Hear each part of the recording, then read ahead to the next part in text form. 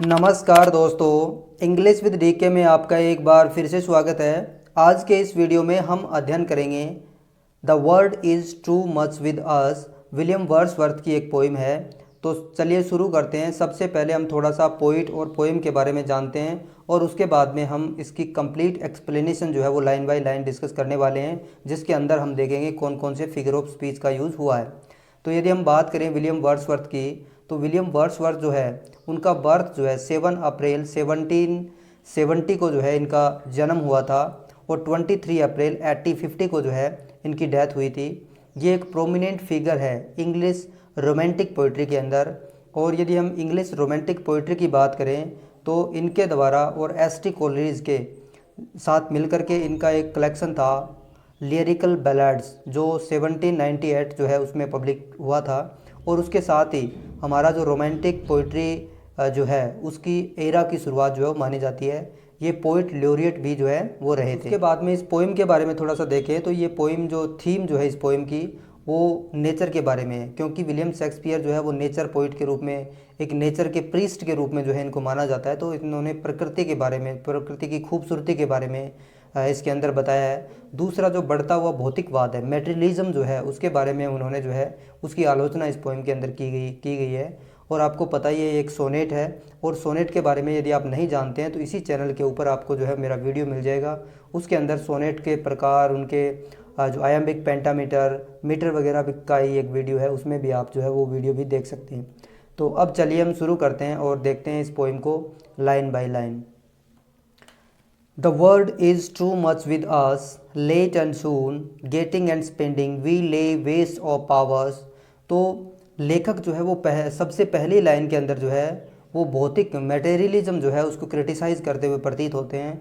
वो कह रहे हैं कि the world is too much with us, कि ये संसार जो है, यानी इस संसार की जो भौतिक वस्तुएं जो है, मटेरियलिज्म जो है वो हमारे अंदर इतनी अधिक मात्रा में भर गई है।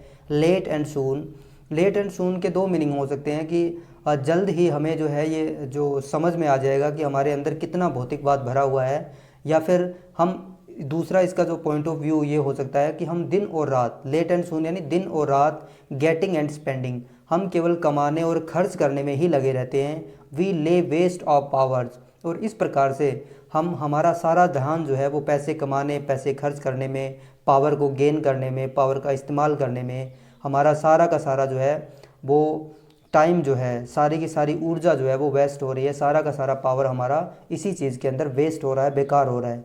Little we see in nature that is ours. Little जो है ये नेगेटिव वर्ड होता है, आपने जरूर पढ़ा होगा, लिटिल है, लिटिल द लिटिल। तो लिटिल का मतलब होता है न के बराबर, यानी नहीं।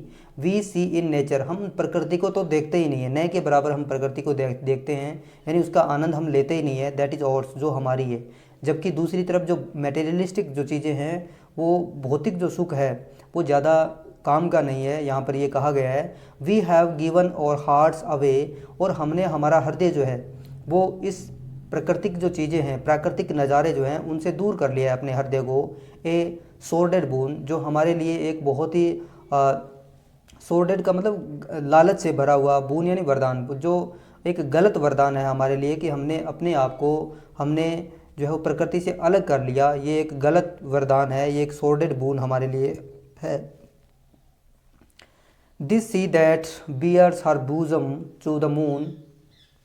अब पोइट यहाँ पर जो है कुछ प्राकृतिक सीनरी जो है, कुछ प्राकृतिक ब्यूटी जो है उनकी तरफ हमारा ध्यान आकर्षित करते हैं। वो कहते हैं this sea that bares her bosom, कि आप इस समुद्र को देखिए जो अपना जो सीना जो है वो मून की तरफ, चंद्रमा की तरफ जो है वो एकदम खोल के रख देता है।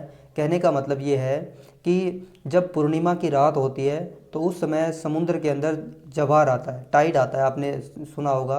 तो उस समय समुद्र का जो पानी है वो मानो ऐसे लगता है जैसे कि वो चंद्रमा से मिलने के लिए ऊपर उठ रहा हो, वो अपना सीना जो है वो ऊपर की तरफ लेके जा रहा हो।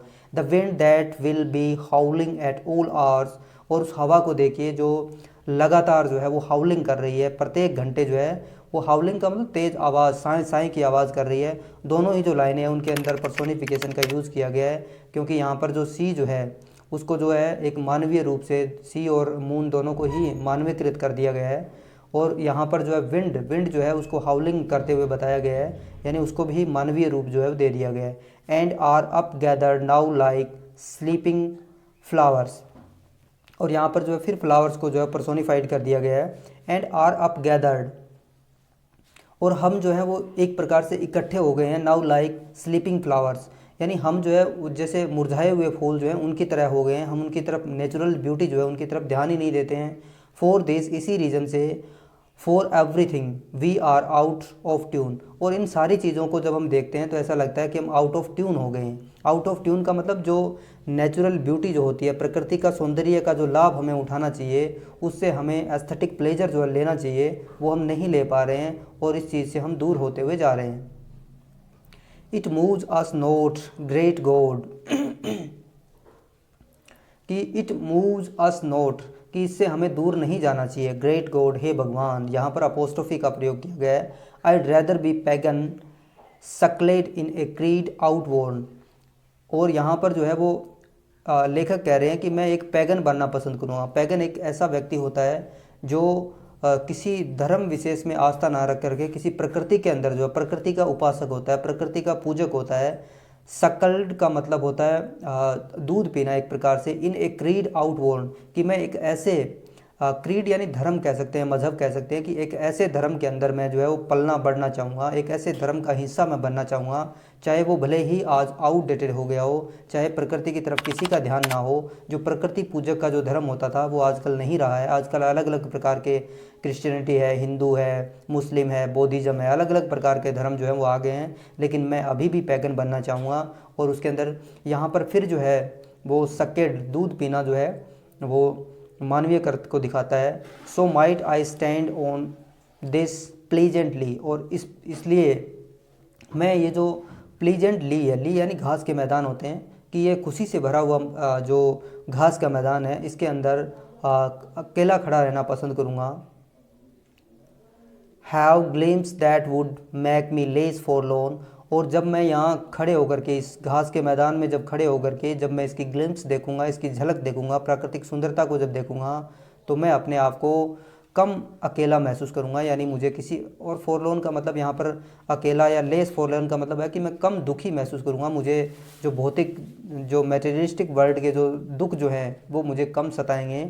Have sight of Proteus rising from the sea, और मैं जो है यहाँ खड़े होकर के दूसरी तरफ जो प्रोटियस, जो ग्रीक माइथोलॉजी के अंदर जो सी गॉड जो है उसको समुंदर से उठते हुए देखना जो है वो मैं चाहूँगा, उस नेचुरल ब्यूटी को मैं देखना चाहूँगा। और here old Triton below his raised horn, और दूसरी तरफ मैं उस ओल्ड ट्राइटन जो है ग्रीक माइथोलॉजी के अंदर एक ऐसा जो देवता है समुद्र का, जो शंख बजाता है और समुद्र से प्रकट होता है, तो मैं उस ट्राइटन को भी देखना चाहूँगा जो अपना शंख जो है वो बजा रहा होगा। तो धन्यवाद।